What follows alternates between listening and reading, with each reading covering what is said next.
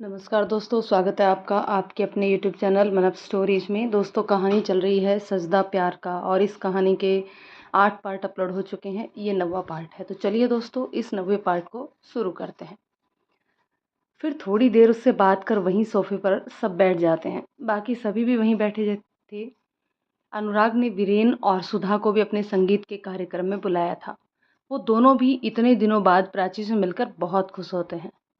तभी अजय जीजाजी स्टेज पर आकर बोलते हैं, attention please, ladies and gentleman, आप सभी अब दिल थाम कर बैठ जाइए, क्योंकि आप सभी जिन ब्यूटीफुल कपल्स के संगीत के फंक्शन में आए हैं, हम उसकी शुरुआत करते हैं, वो भी इस फंक्शन की सबसे खूबसूरत जोड़ी के साथ। ये कहते हुए अजय जीजाजी नीचे आते हैं। सब लोगों का ध्यान इस वक्त स्टेज पर होता है।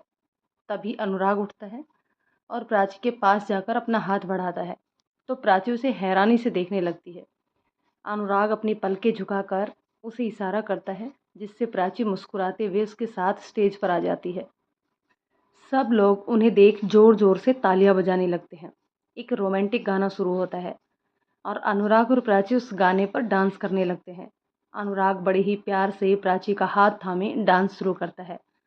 गाने के बोल ही इतने रोमांटिक होते हैं कि प्राची भी उसकी आंखों में डूब जाती है और डांस करने में उसका साथ देती है।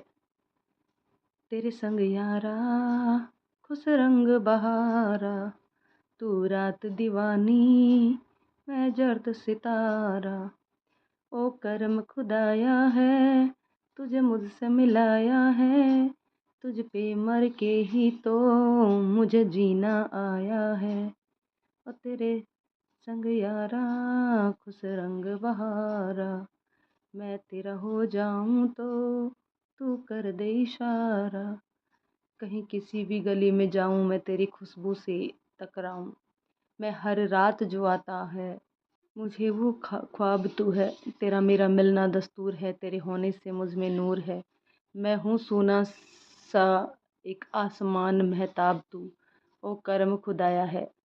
अनुराग और प्राची दोनों ही एक दूसरे की आंखों में खोए हुए डांस कर रहे थे और बाकी सभी भी उन दोनों के डांस को देखने में भी खोए हुए थे। सबकी नज़रें बस अनुराग और प्राची पर ही टिकी हुई थी। वो दोनों इतना अच्छा डांस कर रहे थे कि किसी की भी नज़र उन पर से हट नहीं रही थी। और तेरे संग यारा, मैंने छेड़े हैं बाकी सारे रास्ते, बस आया हूँ मैं तेरे पास रे, मेरी आंखों में बस तेरा नाम है, पहचान ले सब कुछ मेरे लिए तेरे बाद है, 100 बातों की एक बात, एक बात है, मैं जाऊँगा कभी तुझे छोड़ के ये जान ले, ओ करम खुदाया है, तेरा प्यार जो पाया है, तुझ पे मर के ही तो मुझे जीना आया है, ओ तेरे संग यारा, खुश रंग बहारा, मैं बहता मुसाफिर हूँ, तू ठहरा किनारा है। गाना खत्म होते ही दोनों सामने देखते हैं तो सभी लोग जोर जोर से तालियां बजाने लगते हैं। शिवम, साहिल, अखिल तो जोर जोर से सीटियां बजाने लगते हैं। तभी अजय जीजाजी फिर से स्टेज पर आते हैं और प्राची और अनुराग को गले लगा लेते हैं। अनुराग और प्राची स्टेज से उतरकर सामने सोफे पर एक दूसरे के साथ बैठ जाते हैं।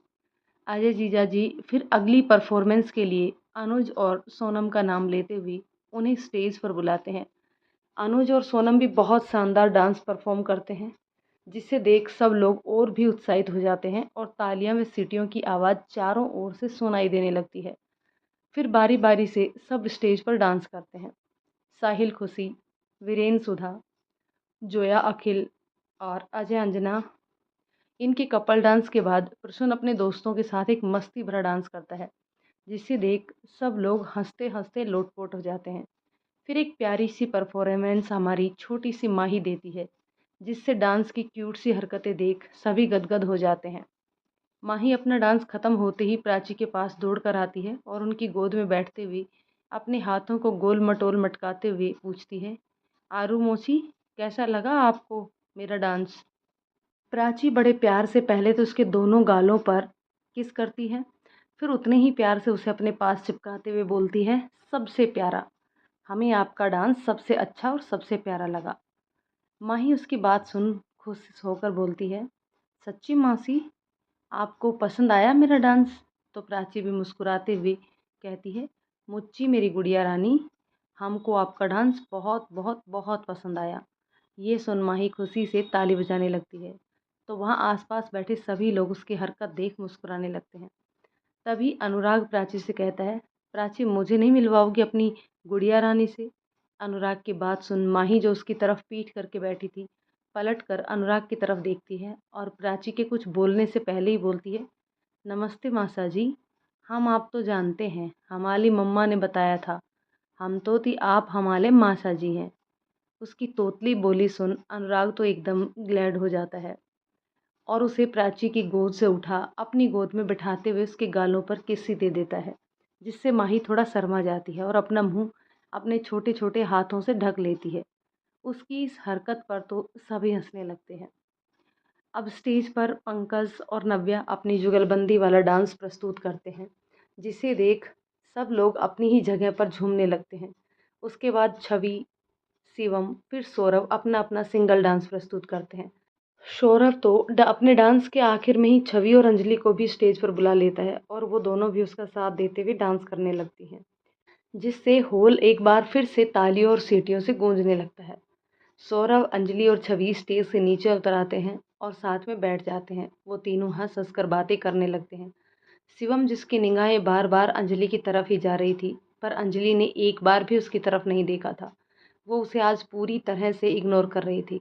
अंजलि के ऐसा करने से शिवम को थोड़ा बुरा लग रहा था और सौरभ के इस तरह उसके पास बैठ हंस हंस के बात करने से उसे और भी ज़्यादा गुस्सा आ रहा था। इधर प्राची को कुछ याद आता है और वो अनुज को बुलाकर उसके कान में कुछ बोलती है। तो अनुज मुस्कुराते हुए स्टेज पर आता है और सबसे कहता है, attention please ladies and gentleman. उसकी आवाज़ सुन सबका ध्यान स्टेज पर चला जाता है, क्योंकि डांस में थोड़ा सा ब्रेक होने से सभी अपनी ही बातों में मशगूल हो गए थे। सभी सामने देखने लगते हैं।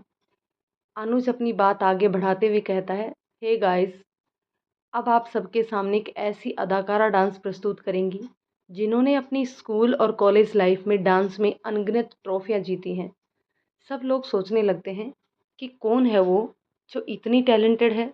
तभी अनुज अंजलि को स्टेज पर बुलाता है।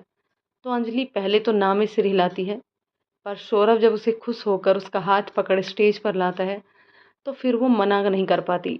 और जैसे ही वो पद्मावती मूवी का घूमर डांस करना शुरू करती है तो सब एकटक बस उसे ही देखते रहते हैं। अंजलि इतना ज़बरदस्त डांस करती है कि सभी लोग वाह वाह करने लगते हैं। उसके डांस ने तो इस फंक्शन में जान ही डाल दी थी। सब लोग सिर्फ उसी के डांस की बात करने लगे। अंजलि जैसे स्टेज से उतर कर नीचे आती है तो सभी दोस्त उसको ऊपर उठा लेते हैं और बाकी सभी गेस्ट उसके लिए तालियां और सीटियां बजाने लगते हैं कि पूरा हॉल और उसके बाहर भी आवाज़ें गूंजने लगती हैं। सभी उसके डांस की तारीफ़ें कर रहे थे। शिवम तो बस एक जगह बैठे उसे देखता जा रहा था। वो बिना पलक झपकाए बस उसे ताकता रहता है। जब थोड़ी देर बाद वो खुद को संभालता है तो अंजलि के पास जाकर उसे बधाइयाँ देना चाहता है, पर उसके आसपास इतनी भीड़ देखकर खुद को रोक लेता है। वो अंजलि को अभी भी देखे जा रहा था। साहिल, सौरभ, अखिल, अनुज उसे नीचे उतारते हैं और वहीं खड़े हो उससे बातें करने लगते हैं। तो शिवम उनके पास जाना चाहता है। तभी वो अंजलि को देखता है, जिसकी सांस थोड़ी फूल रही थी और ऐसा लग रहा था जैसे उसका गला सूख रहा हो। शायद ये डांस की वजह से हो रहा हो उसे, इसलिए वो उसके पास न जाकर सीधा उसके लिए पानी या कोल्ड ड्रिंक लेने चला जाता है। जब कोल्ड ड्रिंक लेकर लौटता है तो जैसे ही अंजलि की तरफ देखता है, उसका चेहरा गुस्से से तमतमा जाता है। सौरभ उसके लिए कोल्ड ड्रिंक पहले से ही ले आता है और अंजलि की तरफ बड़े ही अदा से नीचे बैठते हुए दे रहा होता है, जिसे देख अंजलि हंसने लगती है और उससे कोल्ड ड्रिंक ले पीने लगती है। शिवम ये देख गुस्से से अपने हाथ से ली हुई कोल्ड ड्रिंक का गिलास वहीं पास रखी टेबल पर जोर से रख देता है और उठकर थोड़ी देर के लिए हॉल से बाहर चला जाता है। शिवम गुस्से में हॉल से बाहर निकल आता है और अपनी जेब से सिगरेट निकाल कर उसे जलाता है और जैसे ही एक दो कस लगाता है कि उसे खांसी आ जाती है। वैसे तो शिवम में कोई भी बुरी आदत नहीं थी, ना तो वो कभी शराब पीता था और ना ही पान गुटखा खाता था। वो तो सौंफ भी नहीं खाता था, पर जब वो थोड़ा टेंशन में होता था तो सिगरेट का एक दो कस लगा लेता था। वो भी उसे ठीक से पीना नहीं आता था। ये सिगरेट की आदत तो उसे जब वो मुंबई में रहता था, काम की परेशानी के बीच उसे अपने मैनेजर से इस सिगरेट की आदत लग गई थी। शिवम भी खास ही रहा था कि तभी प्रसून को अपने दोस्तों के साथ बाहर आता देखता है तो तुरंत अपनी सिगरेट दूर फेंक देता है। प्रसून अपने कुछ दोस्तों को विदा कर जब वापस मुड़ता है तो बाहर शिवम को देख उसके पास आता है और उससे पूछता है, अरे शिवम भैया, आप क्या कर रहे हैं यहाँ? अंदर जीजू आपको ढूंढ रहे थे। प्रसून के मुंह से जीजाजी सुन कुछ देर तो शिवम असमंजस में सोचने लगा कि कौन जीजू। फिर जैसे उसे ध्यान आता है कि अरे ये तो अनुराग को जीजू बोल रहा है, तो खुद को ही एक चपत लगाते हुए प्रसून के साथ अंदर आ जाता है और अंदर आकर वो सबसे पहले सामने सोफे की तरफ देखता है जहाँ पहले अंजलि बाकी सबके साथ बैठी थी, पर अब वहाँ उनमें से कोई नहीं था। तभी प्रसून उसको अपने हाथ से एक तरफ इशारा कर बताता है कि शिवम भैया, बाकी सब वहाँ आपका इंतजार कर रहे हैं। शिवम उस तरफ देखता है तो बाकी सभी दोस्त एक बड़ी सी टेबल के आसपास बैठे खाना खाने के लिए बैठे हुए थे। अब तक सोनम की नज़र उस पर पड़ती है तो वो शिवम की तरफ हाथ से इशारा करके उसे अपने पास बुलाती है। शिवम जैसे ही वहाँ पहुँचता है तो देखता है कि सभी कुर्सियाँ भरी रहती हैं, सिर्फ अंजलि और छवि के बीच वाली कुर्सी खाली है जो पहले से ही सोनम ने उसके लिए बचा कर रखी थी। शिवम जैसे ही वहाँ खुश होकर बैठने जाता है उससे पहले ही कहीं से सौरभ आकर उस कुर्सी पर बैठ जाता है। शिवम ये देख गुस्से से अपने दांत पीसने लगता है। अनुराग ये देख लेता है तो किसी से बोलकर अपने ही बगल में एक और कुर्सी लगवा देता है और शिवम को अपने पास बुलाकर बैठा लेता है। अब वो ठीक अंजलि के सामने बैठा है, जिससे उसका गुस्सा थोड़ा सा कम हो जाता है। सब खाना खाने लगते हैं। अंजलि शिवम को अपने सामने बैठते देखती है तो खुद को असहज महसूस करने लगती है। वो जल्दी से खाना खाकर वहाँ से उठकर जाने लगती है। तभी सौरभ उसके कान में कुछ कहता है जिसे सुनकर वह हंसने लगती है। शिवम को सौरभ का इस तरह अंजलि के पास बैठना बिल्कुल भी अच्छा नहीं लग रहा था, पर वो कर भी क्या सकता था सिवाय मन ही मन कूदने के। पर जैसे उसकी नज़र हंसती हुई अंजलि पर जाती है, उसका मन खुश हो जाता है और वो उसे बिना पलक झपकाए देखने लगता है। यहाँ कुछ निगाहें सिर्फ शिवम और अंजलि को ही देख रही थी, जो अनुज, सोनम, अनुराग और प्राची की थी। वो सब एक दूसरे को देख मुस्कुराने लगते हैं और सोनम को अंगूठे से इशारा करते हैं, जो इस बात को जाहिर करता है कि उसका प्लान सही जा रहा है।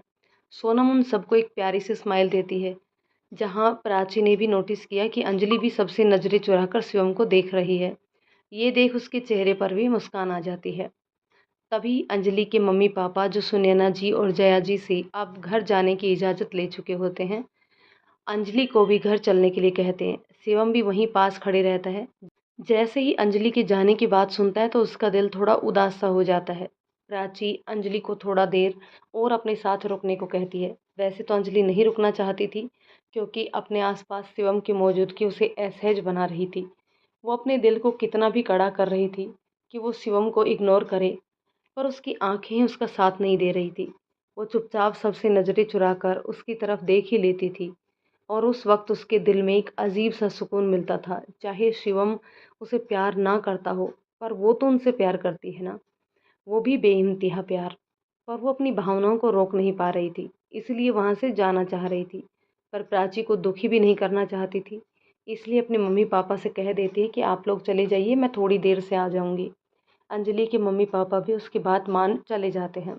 खाना खाने के बाद सभी अपनी अपनी बातों में मशगूल हो जाते हैं। सब एक दूसरे को बता रहे थे कि शादी वाले दिन वो क्या क्या पहनेंगे। जहाँ सभी लड़कियां अपनी ड्रेस के बारे में बातें कर रही थी, वहीं सभी लड़के भी अपने लुक को लेकर जोर शोर से बतिया रहे थे। और बातों ही बातों में लड़के लड़कियों के बीच बहस छिड़ जाती है कि कौन सबसे ज़्यादा अच्छा दिखेगा। इन सब के बीच सिर्फ दो लोग थे जो चुपचाप उन सबको देख मुस्कुरा रहे थे। वो थे प्राची और अनुराग। अनुराग प्राची का हाथ पकड़े हुए बैठा था। प्राची उसके कंधे पर सिर टिकाए हुए थी।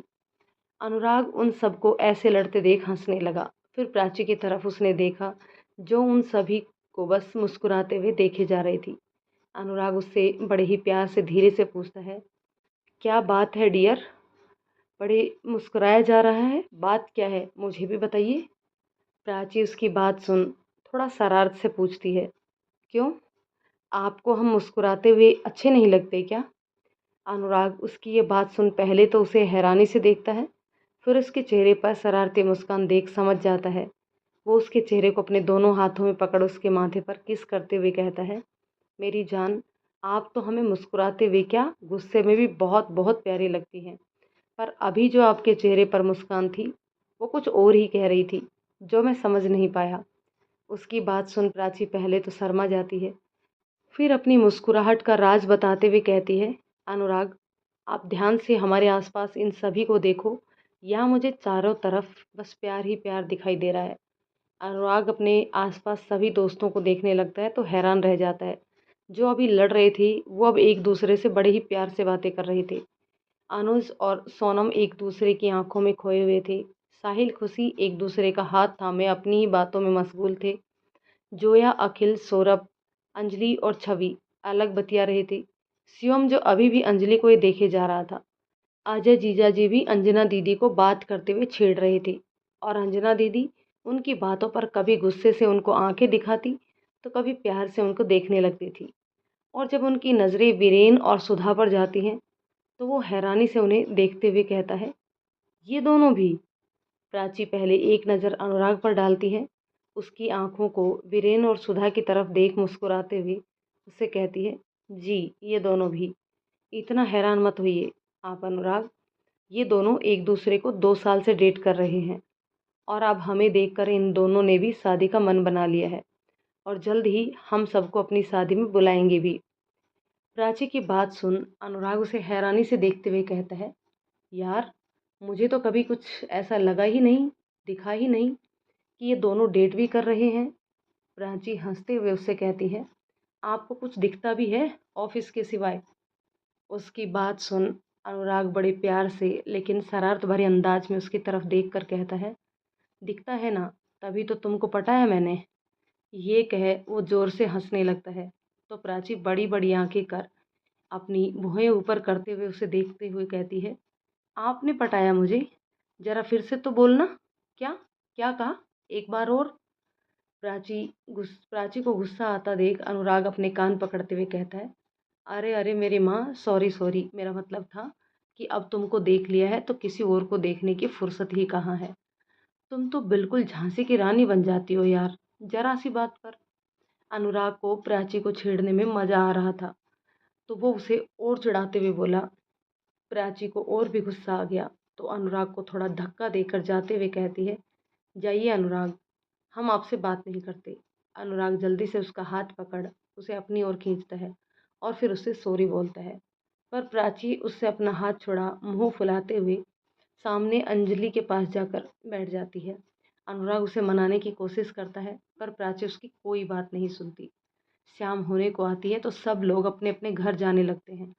सभी दोस्त और गेस्ट अनुराग और प्राची से मिलकर घर चले जाते हैं। साहिल और खुशी अपने साथ जोया, अखिल और छवि को घर छोड़ देते हैं। वहीं अनुज अपने ससुराल वालों मतलब कि सोनम की फैमिली और वीरेंद्र जी को बाहर तक छोड़ने गया था। सोनम के पापा वीरेंद्र जी से घर चलने को कहता है तो उन्हें बताते हैं कि उन्होंने अपना पुराना घर को रिन्यू करवा लिया है क्योंकि कविता बिटिया की शादी भी तो यहीं दिल्ली में से ही होनी है तो वहाँ कुछ तैयारियां भी करनी है, इसलिए वो अपने पुराने घर ही जाएंगे। वीरेन और सुधा एक साथ निकल गए थे। धीरे धीरे सभी गेस्ट चले जाते हैं। सुनैना जी जया जी से शादी की कुछ रस्मों के बारे में बातें कर रही थी। अब बस दोस्तों में हॉल के अंदर सिर्फ अनुराग, प्राची, शिवम, अंजलि और सौरभ ही बचे थे। तभी अंजलि भी घर जाने को बोलती है तो अनुराग उसे अकेले जाने नहीं देता और शिवम से उसे छोड़ने को बोलता है। ये सुन शिवम का चेहरा खिल जाता है जो अभी तक थोड़ा उदास सा हो गया था क्योंकि वो अंजलि से कब से बात करने की सोच रहा था पर अंजलि उसे इग्नोर कर रही थी। अनुराग की बात सुन अंजलि बिना समय गवाए जल्दी से बोलती है, सर आप चिंता मत कीजिए, मैं सौरभ के साथ घर चली जाऊंगी। फिर सौरभ की तरफ देख उससे बोलती है, क्यों सौरभ, आप मुझे घर छोड़ देंगे ना? अंजलि के कहने भर की देर थी कि सौरभ अपना हाथ आगे बढ़ाते हुए कहता है, ये भी कोई कहने की बात है क्या अंजलि? एक हसीन सी लड़की को घर छोड़ने जाने का मौका मैं कैसे गंवा सकता हूँ? उसकी बात सुन अंजलि हंसने लगती है और सौरभ का हाथ पकड़ प्राची अनुराग को बाय कह वहाँ से निकल जाती है। उन दोनों को ऐसे जाते देख तो इस बार अनुराग और प्राची भी आश्चर्य से एक दूसरे को देखने लगते हैं क्योंकि ये तो उनके प्लान में ही नहीं था। वो दोनों अंजलि और शिवम को मिलाने के लिए सौरभ को बीच में लाए थे बट यहाँ तो प्लान ही उल्टा पड़ रहा था।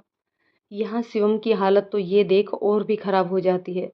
वो गुस्से से तिलमिलाकर वहाँ से किसी से कुछ भी बोले बिना तुरंत निकल जाता है। अनुराग उसकी हालत समझ रहा था। वो उसे समझाने उसके पीछे जाता है पर तब तक वो अपनी कार उठाकर निकल जाता है। अनुराग जब वापस आता है तो प्राची भी जया जी और सुनैना जी के पास चली जाती है। वो लोग भी अब घर निकल रहे थे। सब एक दूसरे के साथ मिलकर घर निकल जाते हैं। घर पहुंचकर अनुराग प्राची को कई बार फ़ोन करता है, पर प्राची अभी थोड़ा नाराज़ रहती है, तो वो उसका फ़ोन नहीं उठाती और अपने रूम में जाकर लेट जाती है। हालांकि नींद तो उसे भी नहीं आ रही थी, क्योंकि अनुराग से ज़्यादा देर वो भी नाराज़ नहीं हो सकती थी। वो घड़ी देखती है, रात के 12 बजने वाले थे। फिर वो एक नज़र अपने पास सो रही अंजना दीदी और माही की तरफ डालती है कि वो सो गई कि नहीं। और जब उसे यकीन हो जाता है कि दोनों सो चुके हैं, तो वो अपना फ़ोन उठाकर जैसे ही अनुराग को फ़ोन लगाने जाती है, तभी उसे कुछ आवाज़ सुनाई देती है। तो उठकर यहाँ वहाँ देखने लगती है। अंधेरे कमरे में उसे कुछ समझ नहीं आता। तभी फिर कुछ आवाज़ सुनाई देती है उसे। तो वह समझ जाती है कि आवाज़ तो बाहर से आ रही है। वो उठकर अपनी बालकनी में आ जाती है और जैसे ही नीचे देखती है, उसकी आंखें खुली की खुली रह जाती है। उसे नीचे अनुराग दिखाई देता है, जो एक रस्सी उसकी बालकनी में फेंकने की कोशिश कर रहा था। तभी अनुराग की नज़र भी प्राची पर पड़ती है, तो वो खुश हो जाता है कि चलो अब ऊपर नहीं चढ़ना पड़ेगा। प्राची उसे इशारे से पूछती है कि वो यहाँ इस वक्त क्या कर रहा है। तो अनुराग उसे नीचे आने के लिए कहता है। प्राची उसे चुप रहने का इशारा करती है और धीमी आवाज़ में अपने नीचे आने का इशारा करते हुए कहती है। प्राची सबसे छुपकर धीरे धीरे नीचे आती है और अनुराग के पास आकर उससे बोलती है, अनुराग, आप यहाँ इस वक्त क्या कर रहे हैं? अनुराग बड़े प्यार से उसे देखने लगता है, तो प्राची उसे हिलाते हुए कहती है, अनुराग, ऐसे क्या देख रहे हो? जल्दी बताओ ना, यहाँ आप इतनी रात को क्यों आए? अनुराग उसको अपने और पास खींचते हुए कहता है, इतनी रात को तुम्हारे लिए आना पड़ा मुझे। तुमने ही कोई रास्ता नहीं छोड़ा मेरी झांसी की रानी। ये कह वो फिर से शरारत से मुस्कुरा देता है, जिसे सुन प्राची उसे गुस्से से घूरने लगती है और अपना हाथ छुड़ाने लगती है। तो अनुराग उसे अपने और करीब लाता है और उससे कहता है, आरू, मेरी जान, क्यों गुस्सा मत हुआ करो।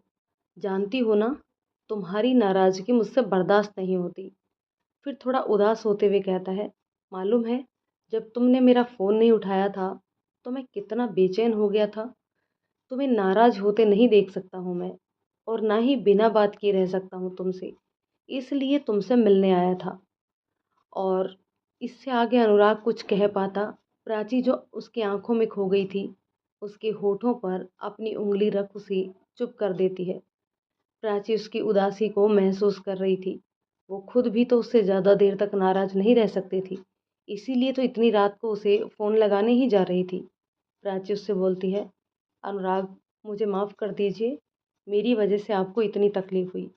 आज के बाद आपसे कभी नाराज़ नहीं होंगी मैं। ये कहते हुए प्राची अनुराग के गले लग जाती है।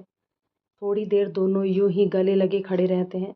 फिर प्राची अलग होते हुए अनुराग से कहती है, अब जाइए आप, नहीं तो कोई देख लेगा हमें इस तरह।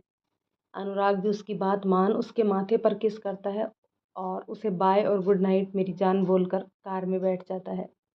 प्राची भी उसे गुड नाइट बोलती है और जब तक अनुराग की कार आंखों से ओझल नहीं हो जाती, तब तक उस ओर देखती रहती है। फिर आकर अपने रूम में सो जाती है। शिवम काफ़ी देर तक दिल्ली की सड़कों पर कार ड्राइव करता रहा। वो इस वक्त बहुत गुस्से में था। अनुराग ने उसे कितने फ़ोन किए, पर उसने उसका एक भी कॉल रिसीव नहीं किया। फिर जब वो ड्राइव करते करते थक गया और कार का मीटर भी अब पेट्रोल कम होने का सिग्नल करने लगा, तब उसकी नज़र अपनी कलाई पर पड़ी। घड़ी पर गई। रात के 12 बज चुके थे। तो वो भी अपने घर चला जाता है और जाकर अपने रूम में लेट जाता है। नींद उसकी आंखों से कोसों दूर थी। उसके मन में एक अजीब सी बेचैनी थी। वो अब अंजलि के बारे में नहीं सोचना चाहता था, पर रह रहकर उसे अंजलि का चेहरा ही दिखाई देने लगा। वो बहुत परेशान हो चुका था, तो रूम की सारी लाइट्स बंद कर सोने की कोशिश करता है। बहुत देर तक वो आंखें बंद किए लेटा था, पर नींद है कि आने का नाम ही नहीं ले रही थी। अंजलि का चेहरा फिर से उसकी आंखों के सामने दिखाई देने लगता है। उसे कुछ समझ में नहीं आ रहा था कि उसे हो क्या रहा था। वो क्यों अंजलि के लिए इतना परेशान हो रहा था। उसका चेहरा बार बार क्यों उसकी आंखों के सामने आ रहा था। और आज सुबह से ही अंजलि का उसे इग्नोर करना क्यों उसे इतना दर्द दे रहा था। तभी इग्नोर शब्द याद आते ही वो सोचने लगता है, आखिर अंजलि मुझे आज इग्नोर क्यों कर रही थी, जबकि इससे पहले तो वो मुझसे बात करने के लिए पहल खुद ही करती थी। तभी उसे कुछ दिन पहले हुई अपने और अनुराग की बातें याद आई, जो उसने अंजलि के लिए उसी के ऑफिस में कही थी कि उसके मन में अंजलि के लिए कोई फीलिंग ही नहीं है। और थोड़ी देर बाद अंजलि का केबिन में आना और मेरी तरफ बिल्कुल ना देख अनुराग से बात कर सीधे बाहर निकल जाना। शिवम अपने मन में ही कहता है, हाँ, उसी दिन से ही वो मुझे इग्नोर कर रही है, मतलब उसने मेरी सब बातें सुन ली थी। ये सोच शिवम को बहुत बुरा लगने लगता है। वो सोचने लगता है, अंजलि सही ही तो कर रही है मुझे इग्नोर करके, वो मुझसे कितना प्यार करती है। और जब उसे पता चला कि मैं उसके लिए कुछ नहीं सोचता, तो उसे कितना दुख हुआ होगा। और इसलिए वो इतने दिनों से मेरे सामने आने से कतरा रही है और आज भी मुझे इग्नोर कर रही थी। जैसे ही वह अंजलि के बारे में सोचता जा रहा था, वो सीने में भी एक दर्द महसूस कर रहा था। जब उससे रहा नहीं जाता, तो वो उठकर किचन में चला जाता है और फ्रिज से पानी की बोतल निकाल कर एक झटके में ही पूरी बोतल खाली कर देता है और आकर फिर से रूम में यहाँ से वहाँ चहलकदमी करने लगता है। वो अपने बारे में ही सोचने लगता है कि आखिर उसे हो क्या रहा है। जब अंजलि के लिए उसके मन में कोई फीलिंग ही नहीं है, तो आज क्यों इस तरह उसके बारे में सोच रहा है। और फिर उसको इग्नोर करने पर उसे क्यों इतना दुख हो रहा है। और तो और सौरभ को उसके साथ देख क्यों इतना गुस्सा आ रहा है मुझे। क्या मुझे सौरभ से जलन हो रही है? पर ये जलन हो क्यों रही है मुझे? क्या मैं अंजलि से प्यार करने लगा हूँ? ये ख्याल दिल में आते ही वो चलते चलते अचानक रुक जाता है और खुद से बोलता है, क्या क्या सच में मुझे भी अंजलि से प्यार हो गया? जैसे ही वो ये सोचता है, उसके चेहरे पर एक आश्चर्यजनक मुस्कान सी आ जाती है और दिल को एक सुकून सा मिलता है, जो अब तक बेचैन हो रहा था। वो खुशी से अपने रूम में ही कूदने लगता है। उसे समझ नहीं आता कि वो अब क्या करे। तो वो ये बात सबसे पहले अनुराग को बताने के लिए उसे फ़ोन करता है, पर रिंग पूरी पूरी जाती है, अनुराग फ़ोन नहीं उठाता।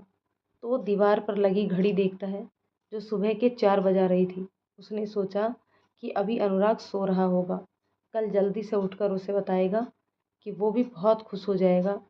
फिर जल्दी से मैं अंजलि के से भी बात कर लूँगा और जब उसे पता चलेगा कि मैं भी उससे प्यार करता हूँ, तो वो भी कितना खुश हो जाएगी। ये सब सोचते सोचते शिवम की आंखें मूंदने लगी और वो गहरी नींद की आगोश में चला जाता है।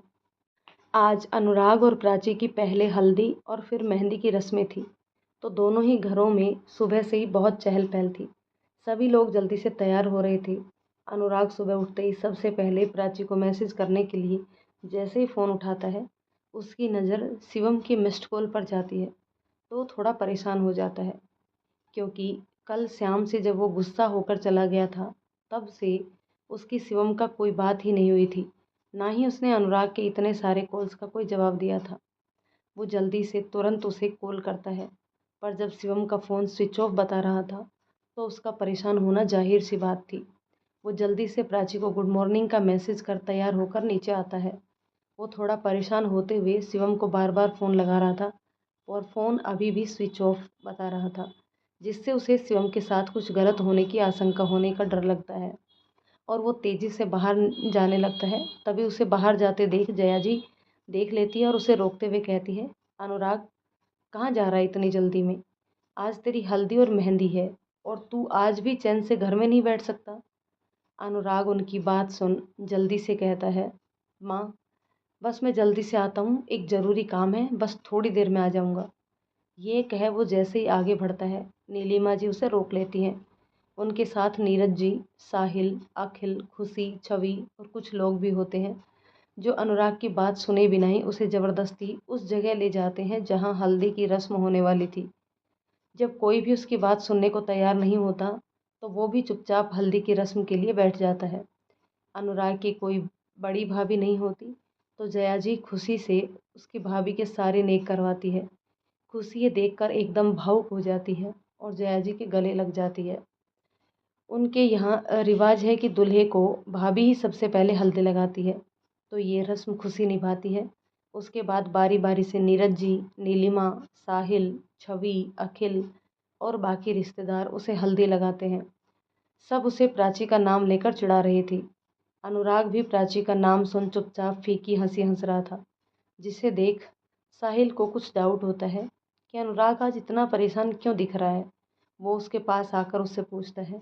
तो जैसे ही अनुराग उसे शिवम के बारे में बताने जा रहा था, तभी उसे दरवाजे से शिवम आता हुआ दिखाई देता है।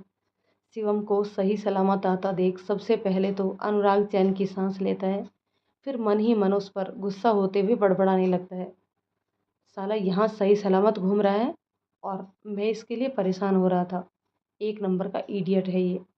उसे इस तरह बड़बड़ाते देख साहिल बोलता है, यार अनुराग, थोड़ा ज़ोर से बोल ना। क्या बोल रहा है? कुछ समझ में नहीं आ रहा। क्या बड़बड़ा रहा है तू? अनुराग उसे कुछ कह पाता इससे पहले ही शिवम उन दोनों के पास आ जाता है। आज वो बड़ा खुश नज़र आ रहा था। आते ही शिवम अनुराग के गले लग जाता है और उसके कान में धीरे से कहता है, अनुराग, मुझे प्यार हो गया है। हाँ अनुराग, मुझे अंजलि से प्यार हो गया है। ये सुनते ही अनुराग अपना गुस्सा भूल उसे और ज़ोर से अपने सीने से लगा लेता है और कहता है, पागल, मैं तो पहले से ही जानता था कि तेरे मन में भी अंजलि के लिए चाहत है। बस तू ही इतनी देर से समझा अंजलि के लिए अपनी फीलिंग्स को। दोनों बहुत खुश थे और एक दूसरे के गले लगे हुए थे। उन दोनों को इस तरह देख वहाँ खड़े सभी लोग हैरानी से उन्हें देखने लगे। तो साहिल उसके पास आकर कहता है, सारो तुम दोनों इस तरह से कुछ तो इज्जत का ख्याल रख करो। फिर अनुराग की तरफ शरारत से बोलता है, और अनुराग तू, तेरी तो शादी होने जा रही है और तू इस कमीने से चिपक रहा है। ये सुनते ही अनुराग और शिवम दोनों झटके से अलग हो जाते हैं और साहिल को घूर कर देखते हैं। तो साहिल के चेहरे पर अभी भी शरारती मुस्कान दिखाई दे रही थी। वो फिर से अनुराग की तरफ देख थोड़ा ज़ोर से बोलता है, एक बात बता अनुराग, कहीं तू शिवम को प्राची समझ तो नहीं लिपटाए जा रहा था? फिर हंसते हुए, कंट्रोल अनुराग, कंट्रोल कर मेरे भाई। उसकी बात सुन सब ज़ोर से हंस पड़ते हैं और अनुराग और शिवम उसको मारने दौड़ते हैं। तो साहिल उन दोनों से बचने के लिए इधर उधर भागने लगता है। उन लोगों को पूरे घर में इस तरह दौड़ते देख सब हंस हंस कर लोटपोट हो जाते हैं। अनुराग और शिवम साहिल को पकड़ों से हल्दी से पूरा नहला देते हैं। ये देख बाकी सभी भी एक दूसरे को हल्दी लगाने लगते हैं। थोड़ी देर बाद हल्दी की रस्म हो जाने के बाद सभी नहाने के लिए चले जाते हैं। अनुराग भी जैसे ही नहाने जाने लगता है तो शिवम उसे रोक कर कहता है, अरे यार अनुराग, रुक जा, पहले मेरे लिए कुछ सोच। मैं जल्द से जल्द अंजलि को बताना चाहता हूँ कि मैं भी उससे प्यार करता हूँ, पर कैसे बताऊँ? वो तो मुझे उस दिन से इग्नोर कर रही है। यार अनुराग, उसकी बेरुखी मुझसे अब और नहीं सही जाएगी। प्लीज़ यार, कुछ करना मेरे लिए। मैं उससे मिलना चाहता हूँ, अपने दिल का सारा हाल बयां करना चाहता हूँ। उसकी बातों में अंजलि के लिए इतना प्यार और मिलने की बेचैनी देख अनुराग मुस्कुरा देता है और उसका हाथ पकड़ कहता है, शिवम, मैं समझ सकता हूँ तेरी ये बेचैनी। ये कमबख्त प्यार ही ऐसी चीज़ है जिसमें इंसान अपना चैन, नींद सब खो देता है। और दोनों अभी बात कर ही रहे थे कि जया जी उनके पास आते हुए अनुराग से कहती है, बेटा, तू अभी तक नहाने नहीं गया? जा बेटा, जल्दी से नहा कर आ। फिर थोड़ी देर से मेहंदी की रस्म भी करनी है। फिर शिवम की तरफ देख कर, और हाँ बेटा शिवम, तुम भी जल्दी से नहा कर आ जाओ, क्योंकि तुमको और छवि को प्राची के घर जाना है शगुन की मेहंदी लेकर। मैंने छवि बेटी से बोल दिया है, तो वो तैयार होकर अभी आती ही होगी। तुम भी जल्दी से तैयार होकर आ जाओ। जया जी की बात सुन दोनों की आंखें खुशी से चमकने लगती है, क्योंकि शिवम को अंजलि से मिलने का सबसे अच्छा आइडिया मिल गया था। वो खुश होकर जल्दी से तैयार होने चला जाता है और जल्दी ही तैयार होकर आ भी जाता है। फिर सुगुन की मेहंदी लेकर छवि के साथ सभी को साथ ले दोनों प्राची के घर निकल जाते हैं। यहाँ प्राची के घर भी हल्दी तेल की रस्म चल रही थी। प्राची पीली साड़ी में आज बहुत सुंदर लग रही थी। अनुज कैमरा लिए उसकी फ़ोटो भी खींच रहा था। सुनैना जी प्राची को एक बड़े से पट्टे पर बिठाती हैं, जहाँ सबसे पहले तेल चढ़ाने की रस्म होती है। तो माही सबसे आगे आकर ये रस्म निभाती है। उसके बाद बाकी सभी प्राची को तेल चढ़ाते हैं। उसके बाद हल्दी की रस्म शुरू होती है। सोनम, अंजलि, अंजना दीदी, अनुज, सौरभ, अजय जीजा जी और बाकी सभी प्राची को हल्दी लगाते हैं। माही भी अपने छोटे छोटे हाथों से जब प्राची को हल्दी लगाती है, तो प्राची भी उसकी नाक खींचते हुए उसके गाल में हल्दी लगा देती है। ये देख माही अपनी आंखें बड़ी बड़ी कर कमर में हाथ रख उससे बोलती है, ये तातिया माची आपने, हम तो त्यों मेहंदी लदा दी, हमारी थोड़ी न शादी हो रही है। माही की इस तरह तोतली बोली सुनकर सब हंस देते हैं। तो अंजलि उसे गोदी में उठाते हुए शरारत से कहती है, अब तो माही आपकी भी शादी करवानी पड़ेगी हम सबको, क्योंकि आपको भी हल्दी लग गई है। ये सुन माही घबरा कर जल्दी से बोलती है, अरे नहीं नहीं मासी, हम तो अभी बहुत छोटे हैं, हम तो नहीं तलनी तो शादी वादी। ये कहते हुए वो अंजलि के गोद से उतरकर भाग जाती है और सभी हंसने लगते हैं। तभी वहाँ कुछ लोग ढोल बजाते हुए आते हैं, जिन्हें अनुज जी ने बुलाया था। ढोल की आवाज़ सुन सभी खुशी खुशी से झूमते हुए नाचने लगते हैं। तभी वहाँ शिवम और छवि शगुन की मेहंदी लेकर पहुँच जाते हैं। सुनैना जी उन दोनों को देखते ही उनके पास आती है, तो शिवम और छवि मेहंदी का थाल उनको दे देते हैं। छवि प्राची के पास चली जाती है और शिवम सुनैना जी से बातें करने लगता है। तो वो बात तो सुनैना जी से कर रहा होता है, पर उसकी निगाहें अंजलि को ढूंढ रही होती हैं। शिवम को देख सोनम उसके पास आ जाती है और उसे अपने साथ खींच कर ले जाने लगती है। तो शिवम उससे पूछता है, अरे सोनू, रुक ना, इस तरह खींच कर कहाँ ले जा रही है मुझे। उसकी बात सुन सोनम उससे बोलती है, क्या शिवम भैया आप भी देखो ना, कितना मस्त ढोल बज रहा है, सब एंजॉय कर रहे हैं, आप भी चलो ना। ये कहते हुए वो अभी भी थोड़ा उचक उचक कर मटक रही थी। सोनम की बात सुन शिवम मुस्कुराते हुए धीरे से उसके सर पर चपत लगाते हुए कहता है, बड़ी हो गई है पर अब तक तेरा बचपना नहीं गया, तेरी भी शादी होने वाली है और तू इस तरह बंदरों के जैसे उछल कूद करेगी तो अनुज क्या सोचेगा कि किस बंदरिया से मेरी शादी हो रही है। सोनम को चिढ़ाते हुए वो जोर से हंसने लगता है। तो सोनम गुस्से से उसे घूरते हुए कहती है, भैया बंदरिया का भाई भी तो बंदर कहलाता है। ये कह वो जीभ चिढ़ाते हुए फिर से उस जगह भाग जाती है जहाँ ढोल बज रहा था। शिवम वहीं खड़े हंसते हुए उसे देखता रहता है। फिर वो प्राची के पास आता है जहाँ छवि भी प्राची को हल्दी लगा रही थी। शिवम भी प्राची को हल्दी लगाता है, फिर अपना फ़ोन निकाल उसकी एक फ़ोटो खींच लेता है और अनुराग के पास सेंड कर देता है। शिवम छवि को कुछ इशारा करता है तो वो प्राची के बगल में कुछ इस तरह बैठ जाती है कि जिससे उसकी बाईं तरफ पीछे बैठी महिलाओं को इस तरफ का कुछ नहीं दिखे। प्राची इशारे से उससे पूछती है कि आखिर तुम लोग कर क्या रहे हो। तो छवि उसके कान में कुछ बोलती है जिससे प्राची का हल्दी का पीला हाथ, पीला हुआ चेहरा खुशी से और भी चमकने लगता है। शिवम जल्दी से उसे अनुराग की हल्दी रस्म की फ़ोटोज़ दिखाता है। प्राची अनुराग की हल्दी लगी फ़ोटोज़ देख मंद मंद मुस्कुराने लगती है। तब तक सुनैना जी उनके पास आ जाती है और प्राची को नहाने जाने के लिए कहती है, क्योंकि उसके बाद सबका खाना और फिर मेहंदी की रस्म होने वाली थी। शिवम सुनैना जी को आता देख जल्दी से अपना फ़ोन बंद करता है और प्राची से धीरे से बोलता है, जैसे ही टाइम मिले एक बार अनुराग से ज़रूर बात कर लेना। प्राची शिवम की पलकें झपकाकर हाँ में इशारा कर उठकर अंदर चली जाती है। प्राची से बात कर शिवम को जैसे ही कुछ याद आता है उसकी निगाहें फिर से अंजलि को ढूंढने लगती है। तभी उसके पास सोनम फिर से आती है और कान में कहती है, भाई आपकी नज़रें जिसे ढूंढ रही हैं वो उधर है। शिवम सोनम की तरफ देखता है और वो अपनी आंखों से उस तरफ इशारा करती है जहाँ ढोल बज रहा था और आसपास सभी लोग नाच रहे थे। वहीं थोड़ी दूर पर अजय जीजाजी, अंजना, अनुज, सौरभ के साथ अंजलि भी वहीं खड़ी थी। शिवम जब उस तरफ देखता है तो देखते रह जाता है। अंजलि इतनी प्यारी लग रही थी कि क्या कहना। सादगी में भी वो बहुत खूबसूरत लग रही थी। पीले कलर का कुर्ता जिस पे लाल प्रिंटेड दुपट्टा और पटियाला लाल सलवार, बालों को करीने से चोटी बनाई हुई और अपने माथे पर छोटी सी बिंदी। शिवम आज उसकी सादगी देख हैरान रह गया था, क्योंकि आज से पहले हमेशा उसने वेस्टर्न कपड़ों में ही उसे देखा था, पर आज उसकी सादगी उसे सबसे ज़्यादा खूबसूरत बना रही थी। अंजलि गोद में माही को लिए हुए डांस कर रही थी, बाकी सभी भी उसी के आसपास डांस कर रहे थे।